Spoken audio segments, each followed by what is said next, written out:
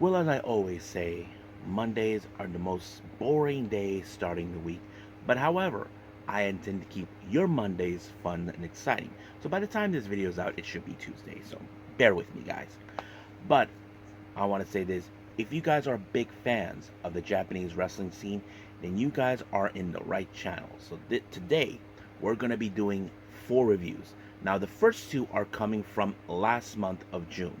We have, of course, Fortune Dream 9, which is the self-produced show that happens once a year, produced by none other than Japanese legend Kenta Kobashi. And then, of course, we have DDT Pro Wrestling with one of their very unusual matches. Now, as you know, there's always been beef between both Sanshiro Takagi and Minoru Suzuki. Well, they decided to take their little beef in the train, and things got a little chaotic involving the DDT Ironman Heavymetalweight Championship.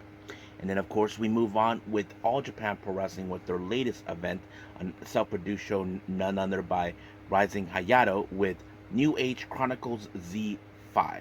Now, nothing too specifics, but pretty good matches as well. And then finally, we have Marigold with their latest tour, Summer Grid Shine. No, Summer Gold Shine. My bad.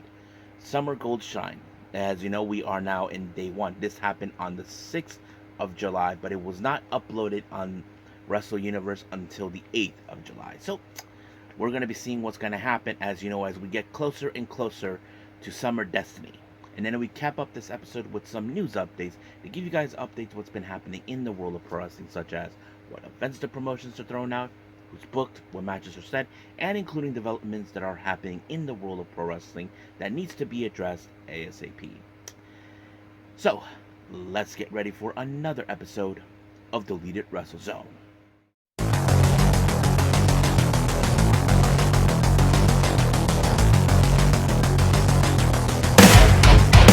Are you ready? Get up, get up! Get up, get up! Get up, get up! Get up, get up! Get up, get up! Get up, get up! Hey everyone, welcome to Deleted Wrestle Zone, all things that is pro wrestling with AEW, NXT, New Japan Pro Wrestling, TNA, the National Wrestling Alliance, various promotions, wrestlers, matches, and championships. I am your host, Jay right here. So, if you are new to the channel, welcome. This is a channel where we do a lot of pro wrestling reviews from various promotions, not only here in the United States, but also in Japan, Mexico, Canada, Europe, the UK, anywhere in the world where pro wrestling is not as big, but it continues to grow. We also do discussion videos. We talk about various topics, such as the wrestlers themselves, the promotions, factions, storylines, whatever we want to talk about. We also do more news updates. If I'm unable to put it on this episode, I can either put it on the next episode or on a separate video by itself. We also do real-timing news updates to keep you guys on alert if something has happened in the world of pro wrestling that needs to be addressed ASAP. We also do Nagasaki Watch and various other cool things as well. So if you like what you see, please subscribe to us. So click on that subscribe button. You'll be getting a lot of daily reviews and other cool wrestling content as well. However, if you like this episode, please give us a like on the like button or a nice comment in the description down below. Now, all introductions I've set aside, it's time to rock and roll. As I said before, it's all about the Japanese wrestling. So if you guys are fans of that, you're in luck. You're in the right spot. So let's begin with our very first one. And this is coming from Kenta Kobashi's self-produced show that only happens once a year, Fortune Dream.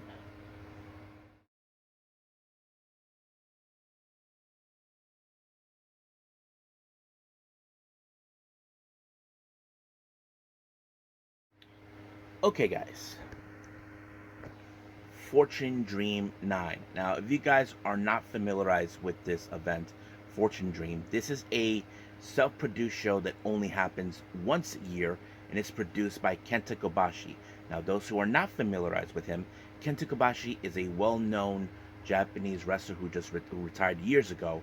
He's been known to be one of the most highly recognizable wrestlers from the past, such as All Japan Pro Wrestling, possibly Noah. anywhere it's possible. And he's also made appearances in other promotions as well, you know, all this and that. However, every year, as you know, he's been doing these shows. This is the ninth so far, so he's been doing this for 9 years. Now, the type of matches that he does is that he books wrestlers from various promotions, including Yoshi wrestlers. Almost 2 years ago, uh, they had, of course, Himeka versus Lady C, two tall women that face each other. Last year, of course, we had Unagi versus Kairi Zane. This year, there's a lot of good matches that are taking place. So let's begin from the start all the way to the finish. Our very first match, we have a mixed tag match, or you can call it an intergender tag match. We have Risa Sera of Prominence teams up with Naruki Doi. They face against Unagi Sayaka, and she teams up with Masato Tanaka. Now, Masato Tanaka and Unagi became really good friends, not to mention teaming up on various occasions because, of course, Masato Tanaka actually showed her some respect. And the same thing, and not to mention, he gave her permission to use the sliding lariat onto any opponent. So they're very close. So you ask yourself, how would this match proceed? Now, we do know, as you all know, Risa Sera has been dubbed as one of the death match queens. So basically, there was no death match, but she is very fearless. But however, she ended up gaining, of course, the sliding lariat by Masato Tanaka, allowing for himself and Unagi to walk away with the win. Now, our next match, we have a six-man tag match. We have Yuki Naya from DDT. He teams up with Daisuke Sekimoto from Big Japan. And then, of course, we have the Genius of the Arc from Noah, Naomi Marufuji. They face against Kanon from DDT, who Yuji Ino, who is currently a freelancer, and of course, Murder Grandpa himself, Minoru Suzuki. So, of course, there's going to be some good moments when it comes to Minoru Suzuki. So, sorry, my ears are itching me a little bit. So, anyway, so basically, that's what I thought it was going to be good. There were some good moments in this match. However, of course, this match ended with, of course, with Naomi Marufuji applying the sliced bread onto Kanon and to pick up the win. But however, post-match, Minoru Suzuki got in the face of Kenta Kobashi, who's normally at the commentary booth, because all their events, as you know, that happens in Korakuen Hall, he has it at the high ground. And then, of course, Minoru Suzuki got chopped in the chest by Kenta Kobashi. Last time he got chopped was in the bullet train that happened a while back. So that's what he gets. Now, they take a little break here to do a little talk sessions. Kenta Kobashi, as you know, as the guy who runs the show, always gets a special guest. Don't know what they were talking about because, there was no translation, just to keep it fair for everyone. But that does not matter. Now, let's move on to our next match. We have So Daimonji. He takes on, of course, Go Shiozaki. Very tough battle. Now, we know that Go Shiozaki, as you know, a well-respected wrestler who's been with both Noah and All Japan Pro Wrestling. You know the type of capability he is. But So Daimonji is a very dangerous wrestler. He's always playing the rough guy. But, however, it was Go Shiozaki with first a lariat and then a short-range lariat to put away Daimonji. And just like that, it was over, won the match. Now, our next match, we got a full-blown Yoshi tag team match. Team number one, we have Team 200 kilogram, Yu and Big Hash Hashimoto. They take on the ace of Marvelous, Takumi Iroha, and of course the founder of Sendai Girls, and many of you know her from NXT UK, Meiko Satomura. Now, for those who probably ask yourselves, isn't she still contracted with WWE? Yes, but however, she did mention that she did had a little chat with WWE and asked them permission. Now, we haven't seen her make any WWE appearance, but it's great that she appears there. But it was a tough battle. Now, don't get me wrong. We do know that you and Big Hash are two of the strongest wrestlers. They are powerhouses. You ask yourselves, how can Takumi and Meiko Satomura can overcome it? I mean, you got Meiko Satomura, who is, of course, a veteran in the game, a legend of what she does. Takumi Iroha, who's the ace, who has been there, done that. She's faced the toughest challenges of her career. But, however, well, I failed to mention this. Shigazo Nagayo was there, as you know. She joined Kenta Kobashi in the commentary, which is good. But however, I was surprised it was Takumi Iroha who picked up the win when she applied a spinning heel kick onto Yu, and just like that, she put down the big woman down, and 1, 2, 3, just like that. Now our main event, we have our main event, which is another 6-man tag match. We have Titus Alexander, who you may have seen him. He mostly makes appearances in West Coast Pro and other promotions. He's the first, I think, American to wrestle in Fortune Dream, from my understanding. He teams up with Yuma Aoyagi from All Japan. Then there's Hayato Tamura from Glee, our current G-Rex champion. They face against Sigutaka Sato. I don't know what promotion he's from. He teams with Ellen the Man from Glee, and of course Yuma Anzai, our current Triple Crown champion. So I thought this match was pretty good. There was some good moments that we were definitely going to see. But however, it was of course Aoyagi with a somewhat of a modified suplex onto Sato allowed himself to pick up the win, and just like that, it was over. So I thought the event was pretty good. I did like how they have intergender tag match, one Yoshi. I mean, we have, I think, more Yoshi wrestlers that made an appearance on this one than last year. But it's great that there was some dynamics change on this one. But hopefully next year, it'll be a lot more funner. So we'll see what happens. But right now, we are done with Fortune Dream. I think it's time for DDT.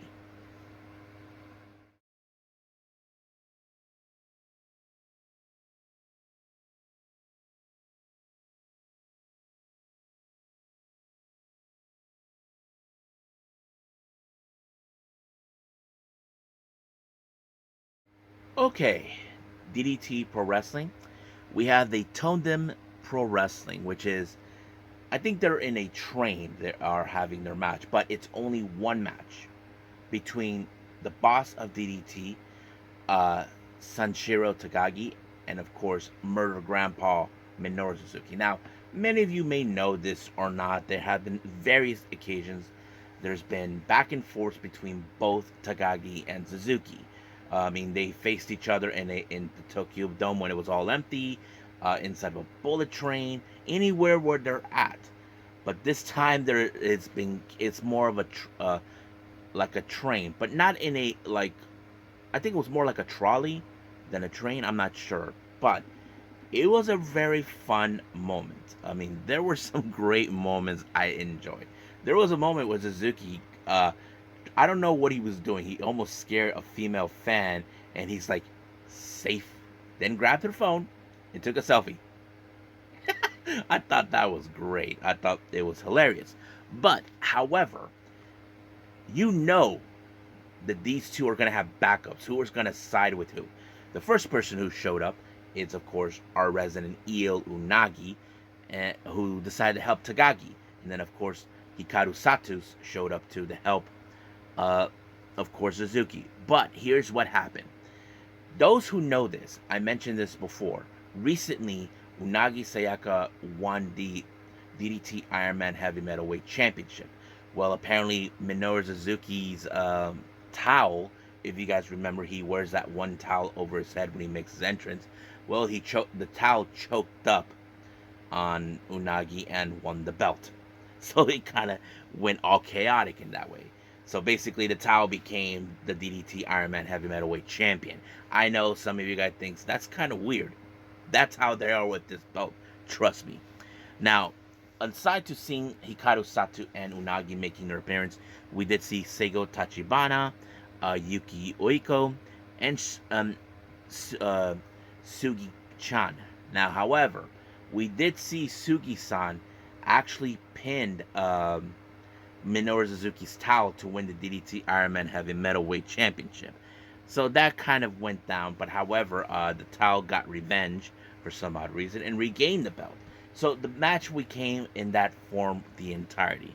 Now, we did see, of course, a very familiar faces make their way. We did see Mao and, of course, Takeshi Masada. They were there. Now, they were fighting both Takagi and Suzuki until they turned on each other and started beating each other. And, of course, Suzuki and Takagi are like right there watching, wishing they had popcorn, seeing Mao and Takeshi beating up each other. But, of course, they were kicked out of the train, just like everybody else.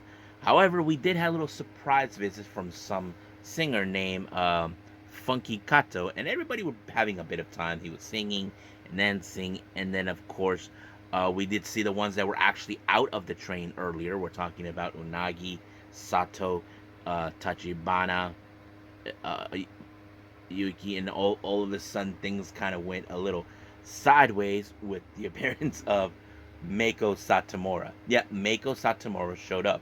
Now, I don't know this if they're still together or not, because recently I did know that Suzuki and Meiko Satomura were dating. They were in a relationship. I don't know if they still are. But she was singing the song until the towel decided to choke, until Minoru Suzuki grabbed the towel and choked the hell out of her. But however, because of the towel making exposure, Funky Kato decided to pin the towel and became the new DDT Ironman Heavy Middleweight Championship. But once they made their stop, he just skedaddled out of the train. And of course, Unagi wanted that belt back, but of course, left. And then all of a sudden, we did see a very surprise appearance from someone you guys know back in the day, been considered one of the best junior heavyweight competitors in all of Japan, most specifically in New Japan.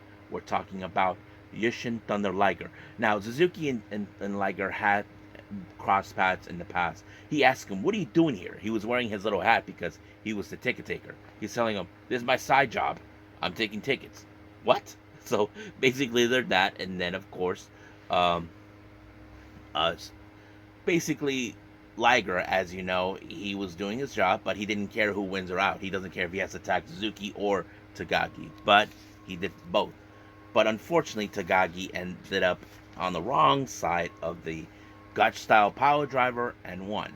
Now, some of you may question me, what happened to the DDT Ironman Heavy Middleweight Championship? Well, I don't know. That's going to be another conversation for another time. But nonetheless, Suzuki won this match. It was over. I thought it was fun and wacky, but nonetheless, it was a lot of fun.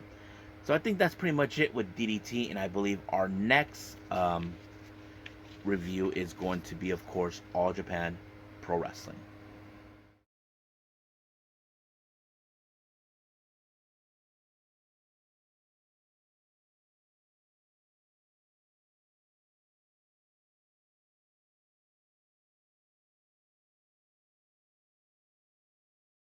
Okay, All Japan Pro Wrestling.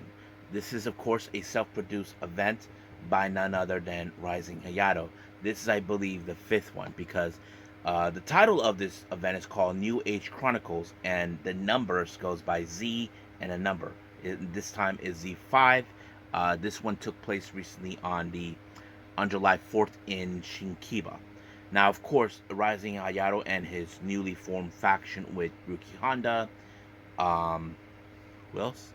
Ren Ayabe, and of course, our current Triple Crown champion, Yuma Anzai, make their way present. So, of course, this is Rising Hayato's show. So, nonetheless, it was very interesting. I wish I knew what they were saying, but nonetheless, that's not important. Now, let's begin with the matches starting from start to finish. Our opening match, we have two pair of junior heavyweight competitors. We have Ryo Anoa'i versus Dan Tamura. Now, many of you who don't know this, Dan Tamura, he's a junior heavyweight competitor, but he's not a high flyer. He's much of a powerhouse type wrestler for his size. I know what you guys are thinking. You're like, really? I know. I never seen Dan Tamura do a tope suicida ever, but his power is amazing, despite of him being a junior. But he was able to pick up the win when he applied a power bomb onto Inoue, and that's how it ended. So Dan Tamura walked away with the win. Now, our next match, we have a guy named Jack Kennedy. I don't know who he is. I'm going to presume he's a wrestler, a foreign wrestler. He faces against Okudo Omori. Now, Okudo Omori, I do recognize him. I've seen him various occasions. The match was okay. I mean, very decent, but I wasn't too much pumped for it. But I can tell you that this match ended with, of course, with Omori doing a frog splash, winning the match. Now, he did pick up the mic and did a little promo, but he actually had a chit chat with Jack Kennedy. I don't know what they said. As I know, it said before, All Japan Pro Wrestling does not have any English translators, so that's pretty much it. But I didn't know. It seems like maybe they're going to be allies. I'm not sure, but we'll see down the road. Our next match, we have a very special three-way match. We have Jun Saito versus his brother, Ri Sato, versus Seigo Tachibana. Now, Tachibana is no idiot. He knows he's facing two big individuals, but the messed up part is they're brothers. I know. He's probably thinking, it's not fair. Why am I have to be here? And you guys are brothers. You guys got the advantage. So basically, Reese told Jun, look, let me handle him. You know, you just be over there. You know, so basically, Jun's like, okay.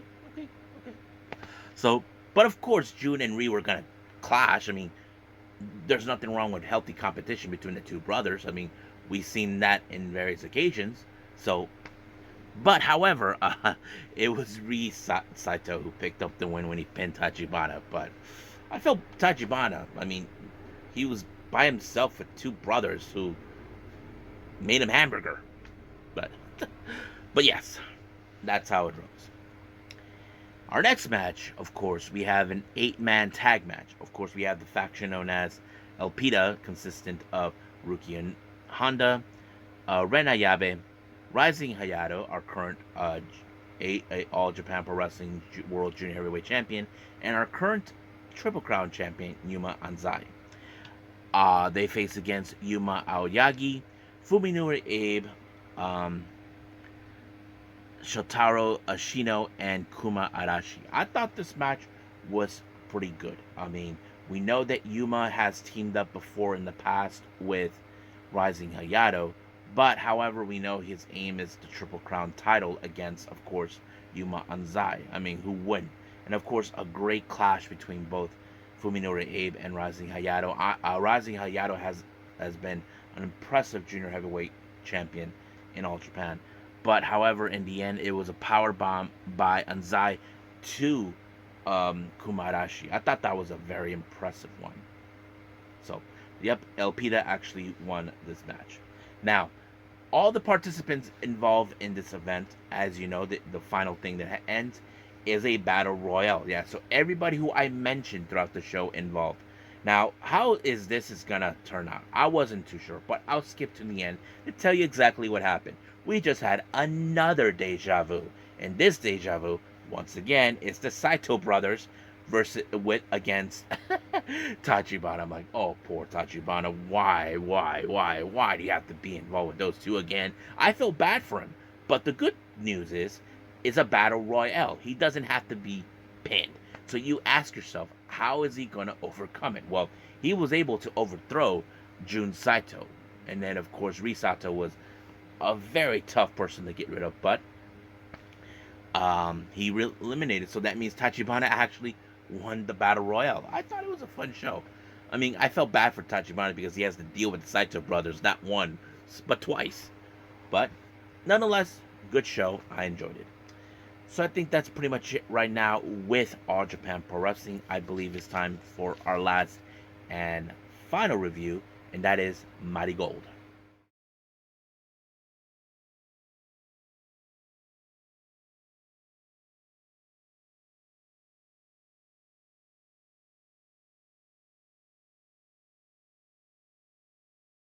Okay, Marigold with Summer Gold Shine. This is your latest tour. Now, I was unable to finish the Grand Open Wars tour. I decided to skip it. It was way too much for me right now. So I apologize to those who possibly wanted to see more of it or hear more reviews of it.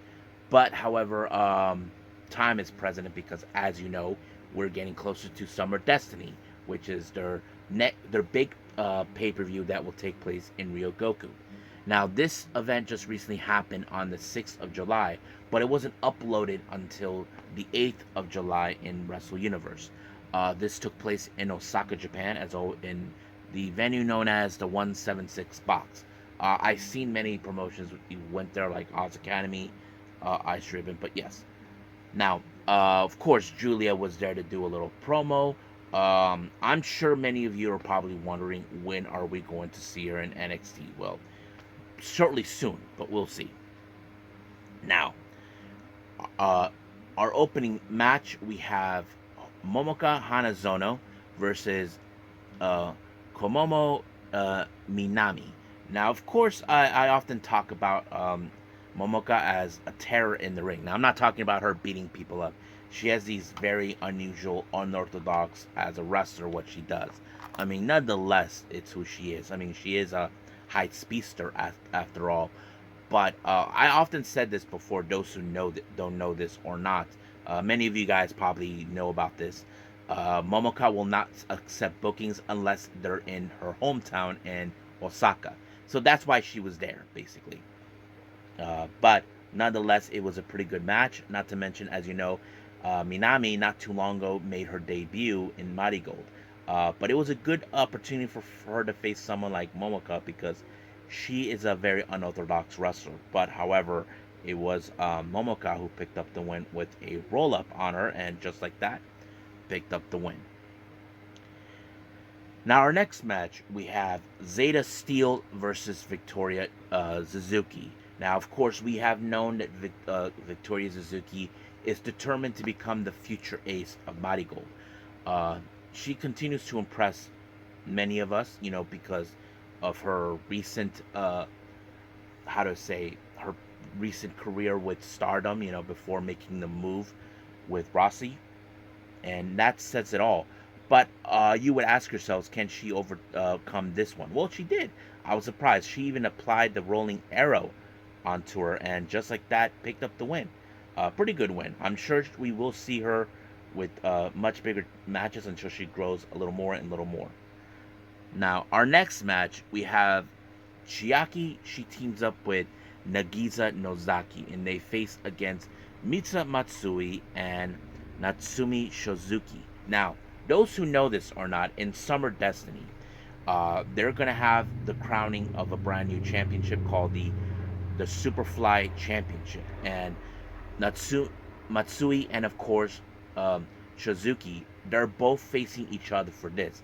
But however, you ask yourself, okay, if they're going to face each other real soon for this title, how can they coexist? That is the obvious question. However, I wouldn't pass the Chiaki and, of course, Nozaki. They know perfectly well that they have to face each other. And of course, there will be moments where there'll be miscues. But however, it was, of course, Chiaki who picked up a fantastic win against Mitsa Matsui. And then, of course, in the post-match, Chiaki actually had to stir the pot. Basically, both Matsui and Shozuki got into each other's faces, beating the crap out of each other, taking it all the way in the back. And I'm sure Chiaki and Nozaki are laughing their butts off, knowing what they just started. But nonetheless, it is what it is. Now, our next match, we have a tag match. We have Mila Grace. She teams up once again with Bozilla. They face against Nao Ishikawa and Nanane Takahashi. Now, recently, those who know this or not, Ishikawa, as you know, has not been in a good way, losing all her matches. However, Nanane actually decided to take her under her wing, and together they are called Passion Sisters. So basically, she has a lot of passion, and she accepted, of course, Nanane's ways, and she learns a lot from her. So I have to say, it's like, okay, you've been going through various losses, but now you're learning from someone to bring out the passion in you, and it was great. But however, The one big common thread is, of course, Bozilla. Don't get me wrong. Bozilla is a strong and very powerful wrestler. So you would ask yourself, how will you overcome it? Simple. Don't pin her because you know she's too the person to beat. The one person you cannot beat. However, the X factor was Mila Grace, who in fact was the real one to take out. But it was Nanane who took her out with a sliding forearm and pinned her just like that. 1, 2, 3. It was over. The Passion Sisters won the match. However, I would have assumed that Bozilla was going to beat the crap out of Mila Grace, but no, because she did that with Zeta Steel on various occasions, but it did not. So she just walked away. Now, our main event, we have a very interesting 6-woman tag match. Of course, we have the former Atlas girls versus the former Stardom girls. We have, of course, the Twin Towers, consisting of Chika Goto and Koiki Amari. They team up against Miku Inoue. And, of course, for the other team, we have Mai Sakurai, Mirai, and, of course, Utami Ayashida. Now, it's no secret that Sakurai and Mirai are very close, but it was a great match. However, this also is a bit of a warm-up for Mirai because, as you know, she and Miku Inoue has been clashing over who's going to be the first ever white belt champion, the Marigold United National champion. So that's what they've been aiming for. But nonetheless, the match was pretty good. But as always, Mirai continues to impress us. She was able to pick up the win when she applied the Mirror Shock onto Chika Goto, and just like that, it was over. Now, as soon as the match was over, of course, Miku Anu decided to get in her face, telling her that she's not going to be the first one to become the white belt champion. But we'll see about that. But of course, Mirai did her promo, and that's how the event just ended from there. So, pretty good. I enjoyed it. So, I think that's pretty much it right now with all the reviews that we have. I believe it's time to move on with our last and final thing, and that is, of course, news updates.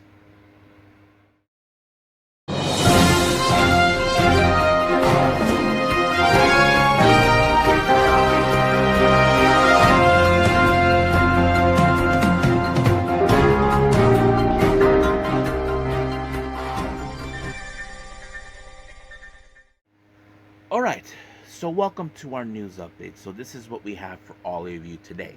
Now let's begin with updates for the upcoming events from various promotions. Now, we do have, of course, for GCW 2 events. Now, don't forget, later on this month, we have Believe Me in Louisville, Kentucky, that will take place on the 18th of July. It was announced that Effie will be in action, facing off against the guy from Sean Ross Sapp from Fightful Select. Yes, he has wrestled before, guys. I've seen clips of him, so yes, so don't get me wrong. And then, of course, we have the Don't Tell Me What to Do event in Indianapolis, Indiana on the 20th of July. Mance Warner versus Megan Bayne. Now, as you all know, we have the collaboration between 3 promotions: West Coast Pro, Deadlock Pro, and Deadlock Pro Wrestling, and of course, Prestige Wrestling. For the Untouchable event, they'll take place also on the 20th of July. Now, it was, as you know, I mentioned the Prestige title will be on the line. So will the West Coast Pro. However, what about the DDP World title? Well, it will be defended. Calvin Tankman will defend his belt against Jaya Jewel. So, obviously, he was mentioned. Now, Illinois promotion DREAMWAVE Wrestling has announced for their upcoming event in August 3rd, those summer nights. Gringo Loco will be in fact in action to take on a guy named Channing Thomas. Don't know much about him. Now, as you all know, much like what we're hearing with Stardom's 5-star Grand Prix, they will have their annual tournament, the Princess Cup. They just announced that Masha Slamovich will be doing a one-off appearance in this event on the 10th of August. But yeah, so basically she'll be making just this one event. Now, if you guys ask me what the hell is the Princess Cup, well, it's a elimination tournament and determine the fate who will face against the winner of the who will face the Princess of Princess champion. So that pretty much sits up. Now, many of you may have saw this earlier on the special announcement where I said I'm going to attend West Coast Pros event here in my hometown of San Diego, California, for the San Diego Showdown on the 21st of September. Of course, they just announced Vert Vixen as of now. She'll be participating at the event. I'm like, okay, so there'll be more to come. I'm looking forward to that. But yes, now also decided to put out for all of you the days that the Stardom will be doing their shows during the 5-star Grand Prix. Now, don't forget, the entirety of August, it will be focused on that. So these are the days they have for August. August 10th, August 11th, August 12th, August 15th, the 17th, the 18th, the 20th, the 23rd, the 24th, the 25th, the 28th, and the 31st. So those are the days that will be, of course, involved in the tournament. So as you know, they, instead of having it for 2 months, they decided to keep it for a month at least. So I thought this is going to be interesting, but I'm not sure about how they're going to, with the days like this, but we'll see where that goes from there. So we'll see. Now, moving on with some developments in our news updates as we speak. Let's see. Now, many of you guys have seen Stephanie Vaquer, a very fantastic wrestler. You know, you have seen her recently in Forbidden Door and all that. Well, it's been told by a group called the Record.com Mexico that contracts have been offered to Stephanie Vaquer from both AEW and WWE. Now, I know some of the fans would like to see her in AEW because, hell yeah, because many of you probably would like to see her there. So we'll see what happens from here there. It was reported that Josh Alexander, as you all know, WWE were in Toronto. They had Heatwave and Money in the Bank. Josh Alexander and his family were in the backstage attending the event. So I think some of you may think that is there a possibility. I mean, anything's a possibility. Don't ask me that question. Now, some of you may think this is cold, very messed up. Jey Uso and Naomi, as you know, they decided to skip this Sika's funeral. As you know, Sika Nai actually passed away, and they just had his funeral. But the reason they, of not being attended, they decided to entertain their fans. So yeah, so that's kind of interesting to hear. Now, Fightful Select has reported that Damon Kemp will no longer be with WWE anymore. His contract will not be renewed. Now, I wouldn't be surprised. Many people have been talking, okay, the next thing we're going to see with Damon Kemp is the loser leave town type of match. I mean, that is a strong possibility. I mean, how are you going to write Damon Kemp off? That's one of the things that would make more sense, but we'll see. Now, Jordynne Grace, as you know, she has been a very impressive wrestler. Apparently, it's been told by Sean Rossap of Fightful Select that her TNA deal will expire in January instead of summer. Seems that WWE may be interested in having her. I mean, it's obvious that they probably would be interested in her, but yes. So anyway, let's move on.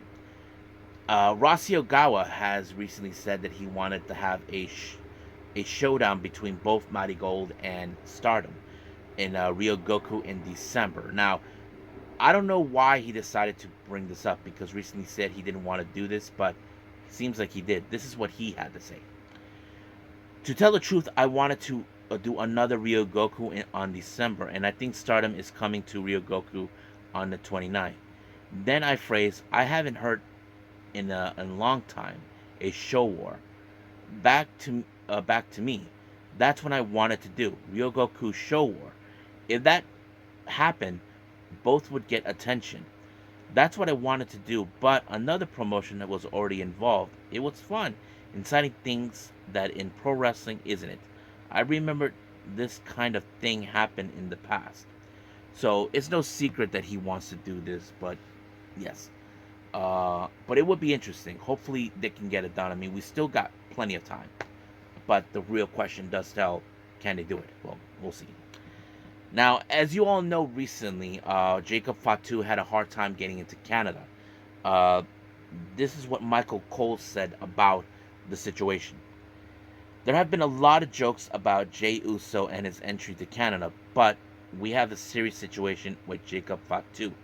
I understand that WWE, including Triple H, had to intervene with the Canadian authorities to allow Jacob Fatu to enter the country for this fight.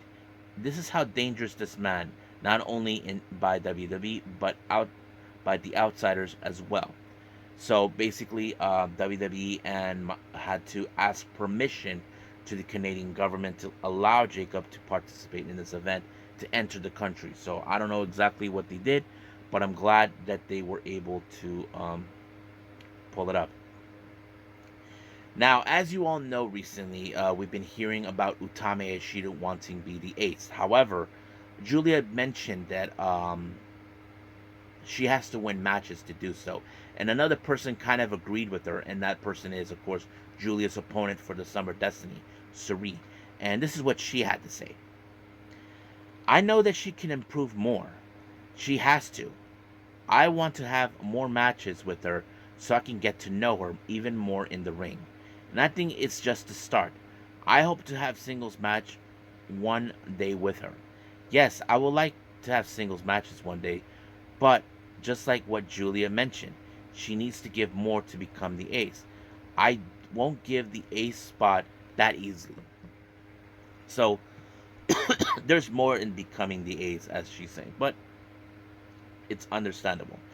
Now, as you all know, IYO SKY will be making her presence known in the upcoming Mighty Gold event, Summer Destiny. There was a few things she had to talk about. Of course, the promotion, the event, including her impressions towards the promotion, and of course, Utami Ishida, that sort of thing. She talked about, of course, the Mighty Gold, what was her returning to Japan. It was something she's been waiting for a long time. That's very obvious, and of course, her being invited, to be in it. I mean, it's very great for her. But at the same time, she did mention about WWE doing a Japan tour. That's something that's been obvious, and of course, her impression about Rossy inviting her to appear in this event when he was here in the States for WrestleMania. So yeah, that tour too. Talking about Utami Ishida, she doesn't recall her saying about that Ishida want her have her dream match against her, but some people did say that they mentioned this to her. So it's very obvious that that's how it is, but we'll see. Now, as you know, on July 15th, Saito Inouye will be in action against Mika Owada, winner take all match. As you know, she puts the white belt on the line, but also the Sendai Girls world title. But there were certain things that she talked about that that led to her, and this is what she said. She said this shit. She returned home to Shiga Prefecture heartbroken, and this is what she had to say. My family was worried about me because they saw how depressed I was. And when I met my grandmother for the first time in a while, she said, I want to see you champion again. When I returned to my roots, my parents' home, I felt I had to look forward again. And then she talked about Mika Owada kind of leaving her messages. Every day she would send me warm messages like, don't have time to be down? Do you understand what Natsupoi is saying? Eat some food and soak up some sun. After the match in Korakuen Hall was decided, I realized that I couldn't stand in front of Wada in this state. So basically, we will see her, of course, face her. So let's see how it turns out. I just hope she does win back the white belt. Now, the last thing here in our developments, many of you know this if you guys are big time Stardom fans. Now, we have seen every time we see a championship match, not only the champions retain the belts, they also win trophies. Now, it appears that, of course, Mighty Gold are going to do the same thing too. They just revealed the trophies for both the United. Hold on, let me pull that up again.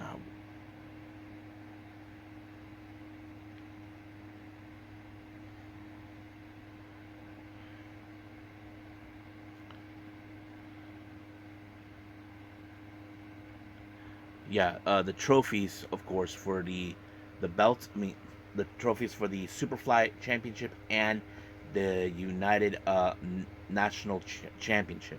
So I'll put those right after I'm done here, and tell me what you guys think. So until right now, let's just call it a day. Well, I hope everybody enjoys this episode. Coming up, as you know, we have NXT, so that's gonna be a very fun event. As you know, we stepping into the aftermath of Heatwave. But we also have another Japanese wrestling promotion coming up, and that is PPP Tokyo, where they're just had their just recent event. I'll be doing those, so those two will be my priority. Now, if I have any other events that I'm determined to watch, well, we'll see what happens from here on out. So that's pretty much the plan as we speak. But that's pretty much it. So until then, I will see you guys in the next DWZ time, same DWZ channel. I must bid all of you adieu. So, goodbye. Mwah. And have a nice day.